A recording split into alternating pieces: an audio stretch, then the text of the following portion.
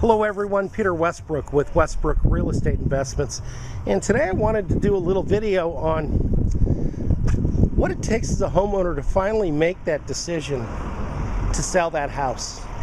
I know as an owner of several properties out of state what it takes to finally come to that conclusion that I've got a non-performing asset that is just dragging down really everything financially and emotionally. And it doesn't matter whether you're an individual or you're in business to do what I do. What really matters is the resources that it takes for a house, or to keep a house away from code violations from the city, to keep a house safe from vandals and squatters. And for the past 10 years, that's what I've done. I've helped homeowners get out of their own way by allowing them to sell what was currently an asset or a liability and turn it into an asset for themselves. Most people don't realize the wear and tear that it takes to own a house and what goes on a daily basis in terms of a constant reminder to you as a homeowner how that is dragging everything else down financially.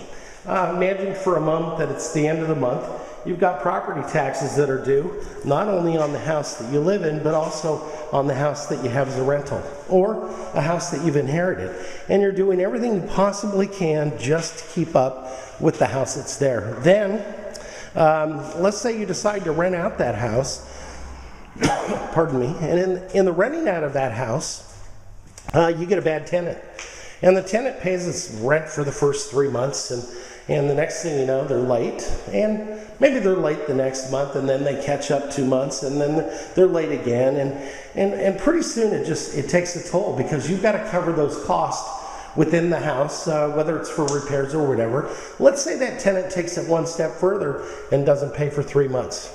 And let's say you're starting to see the signs of wear and tear on the house on the outside, and you know that on the inside it's probably facing the same dilemma.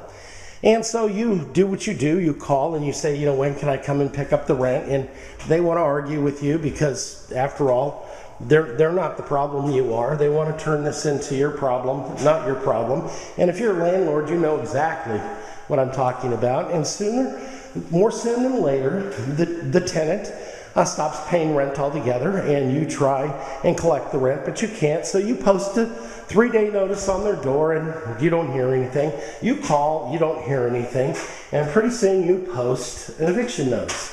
Now, these renters are pretty smart, especially the ones that have been through the process before. And unfortunately, we as landlords don't always pick up on the cues when we interview tenants the first time to know that they're going to be a problem, because all tenants are great, right? All you have to do is ask them. They're going to beat their chest, tell you that, oh, they've always been good and respectful of somebody else's property, until, of course, that day comes around when they're not.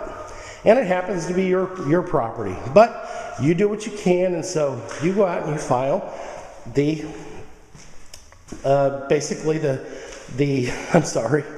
you go out and you file an eviction notice. And the eviction notice is called an unlawful detainer. By filing the unlawful detainer with the court, you basically give the tenant time now to respond. You have to actually serve them the official court documents, and you have to give notice to the court that they've been served, and then a court date is issued. The tenant then has an opportunity to dispute whatever claims you've made about them and paying their rent, or, and they are going to throw in that, oh, the house is inhabitable, there are so many problems with the house that you didn't take care of, and the list goes on, and that may or may not be true, and it probably isn't true, but it doesn't matter. The court doesn't know that. Or they file a petition and they delay, or the court date comes up and they delay, and basically they know that they can probably delay it for another 90 days before you can see them in the courtroom.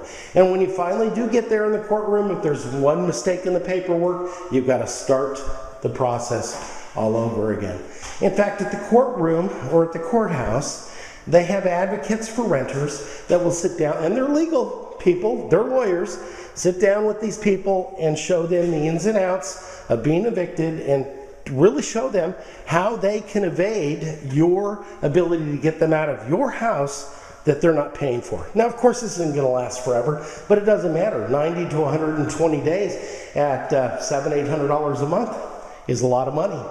How many property tax bills can that pay? How much maintenance and deferred maintenance can that pay on a house? But to make matters worse, you know that your house is being destroyed on the inside because these people are upset that you have the audacity to expect to be paid rent while they are in your house. So you know that there's being damage done, and yet you still can't do anything to get them out until the court says that it's okay. As time goes on, you also then get a notice from the city because they're not mowing the lawn. They've got garbage in the front lawn or the front yard, and they've got cars parked, and next thing you know, there are code violations, and the city says if you don't correct the problem, they're going to come out and correct the problem for you. How nice. So anyway, my name is Peter Westbrook. How much of this are you willing to take? If you've got a house and you're just tired of being a landlord, why don't you give me a call? My phone number is 209-481-7780. I will make you a cash offer on the house. We'll get it from being a liability and turn it back into being an asset for you. I'll make that offer based on fair market value of houses that have sold in your area, minus the cost of repairs and a small holding fee, and you'll get on with your life. You won't have to deal with these people anymore, and you'll let it be my problem. It isn't often in life that other people are willing to come in and say, hey, I'm going to let your problem be my problem, but this is one of them. Again, my name is Peter Westbrook. My phone number is 209-481-7780. My website address is www.webuyhousessacramento.org or www.westbrookrei.com/webuyhousessacramento. Either way, I'd love to hear from you. Again, 209-481-7780, and I want to thank you for watching.